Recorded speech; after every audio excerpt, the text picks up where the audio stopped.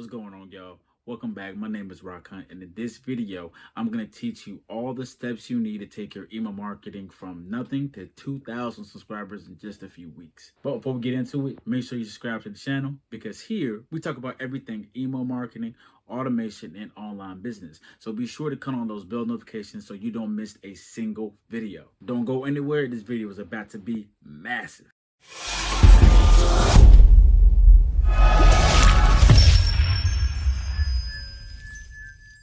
Now, the gurus won't tell you this, but you don't need a huge list as long as your conversion rates are great. Now, these 5 simple methods I'm about to show you is what helped me grow my list and also sustain my income as well. About a few weeks ago, I got minutes and I really couldn't work as much in my business as I usually would. However, because I had a healthy email list, I was still able to recoup a lot of income by just doing things that I already know how to do. And these are the same tips I plan on showing you right now. I want to show you some key things you can do if you have a limited amount of time and no budget. Number 1, determine your email marketing goals and objectives.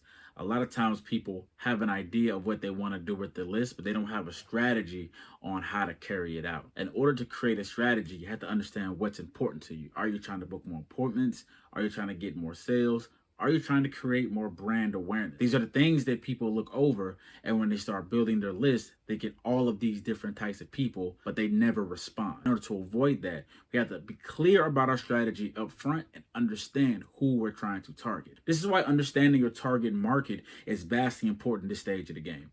Not only because it makes you a stronger marketer, because you already understand exactly where your target market is and where they're going. This also means you can create better emails for them. Imagine subscribing to a brand like Nike and they send you a whole bunch of Christmas tree promotions and things of that nature, which makes no sense of why you signed up in the first place. This happens a lot when people subscribe and we don't really give them the kind of quality that they may be looking for. So in order to truly define your marketing goals, you have to ask yourself these 3 questions. Who am I talking to? What type of content do they enjoy the most? And 3, what type of result will I get if I continue to deliver value on a consistent basis? Once you understand those 3 questions, you can create a foolproof strategy and really start getting those subscribers in left and right with 0 effort. The second important tip is having a catchy headline. Now, I know what you're thinking. A lot of headline generators out there will give you an amazing assortment of headlines that might convert. However, a lot of those just seem spammy to our everyday reader. Again, talking about to our first point, you have to understand what type of target audience you have and what things make them excited to open your email. Now, you've probably heard a long time that email marketing is dead. No one likes opening emails, but that's just simply not true. People love emails from people who they enjoy receiving them. So in order to get those open rates to explode through the roof, you have to really sit down and think of a great headline to get them to the second part of your email. A few headline tips that really helped me in my journey is simply take my call to action or the action I want them to take and make that the focal point of the subject line. And I'll give you a brief example. Do more, worry less. This is the email I sent to a lot of my leads from my marketing agency in order to get them curious enough to take the next step. It's very vague, but it draws the interest for them to take the next steps, which is vastly important when you're emailing a bunch of individuals at one time, whether that be for leads, for sales, or for whatever.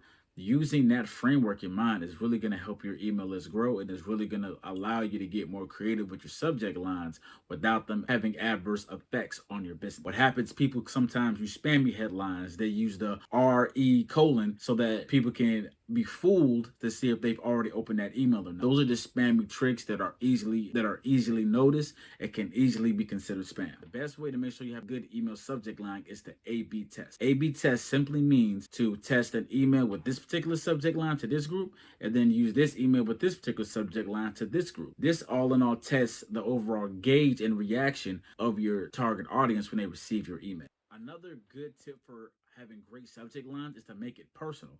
If you have their first name field when they signed up to your list, then you can easily put the in bracket signs and put first name. So, hi, John, or I have something for you, Karen, can go a long way and trigger them emotionally and mentally to check that email without even thinking about it most of the time. Another great tip to get better open rates is to use emojis. Now, don't get carried away. However, using emojis really help you put personality into the email. And again, the goal of this is to make it a human interaction, a conversation. So we don't want to always be serious, but we don't want to play too much as well. So emojis, personalization, first names, those are great ways to have amazing subject lines that'll convert for you every single time. Keep your email short and sweet.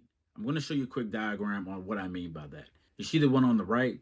It's very blocky, a lot of lines, it's grouped together, right? When someone sees this, they might get terrified because there's not that much breathing room. But look at this email on the left. This email has a lot of spacing. It looks more like a conversation. It's easily scannable and they can see the end. When people can see the end of your email, they're 10 times more likely to read it all the way to the end. If they just see it's a novel, then 9 times out of 10, they're not going to bother. So that can be a big problem, if especially that email has an objective. This also means don't create long, drawn out emails as well. If you find that you are trying to create a great story within your email, then you need to break it up into an email series. For example, your first email, maybe you're telling a story and then leave them hanging at the end saying something like, check this email for part 2. That way, it leaves a little mysticism and makes them more eager to click on the next email. Don't give it all the way up front. This means people are more anxious and more ready to click over and over again by creating these segmented stories each and every time. Also, don't beat around the bush either. The easiest way to get ignored when you create a 20 sentences when you really can only say 2 or 3.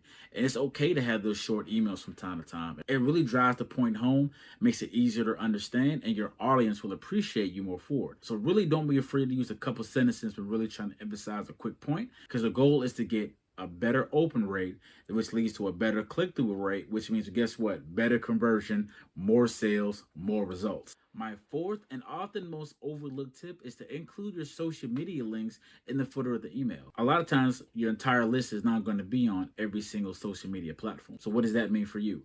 That means if you give them links to where they are most likely to frequent, you can create a community on that particular platform as well. Not all your Instagram followers are going to have LinkedIn profiles, and not all of your LinkedIn profiles are going to have Twitter accounts. So therefore, if you leave it that way, and if they decide to follow you there, you're only going to grow your channels overall at all your platforms. So this is why it's a great way to include those social media links as well. And my last tip, number 5, is use a call to action. I have this problem majorly for my clients that don't use email marketing a lot, so I'm definitely giving you the cheat code here. Using a call to action simply means giving your reader direction when they're done with the email. A lot of times you may send an email, but there's no call to action, which means they're not going to take any action.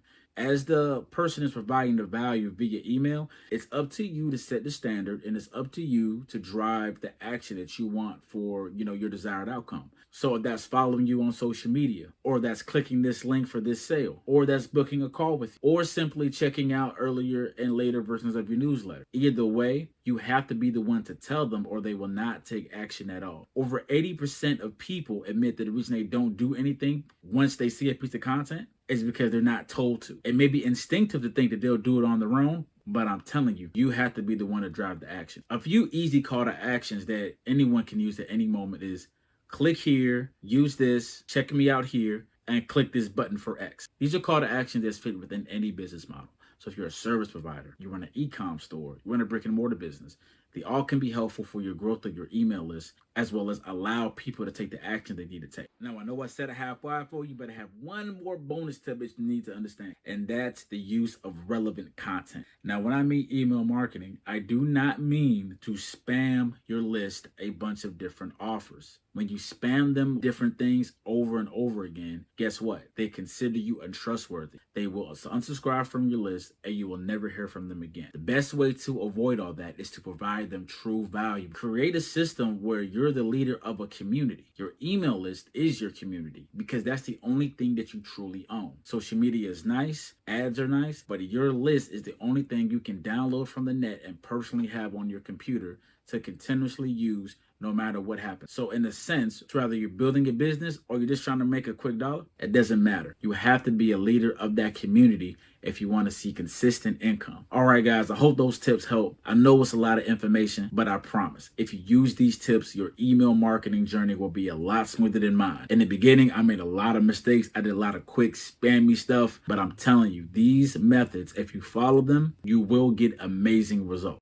Also, if you want more information on how to get emails onto your list, then I need you to go ahead and check out this video right here. It breaks everything down A to Z in the most simplistic way possible. So again, I'll thank y'all for checking me out. I'll see y'all in the next video.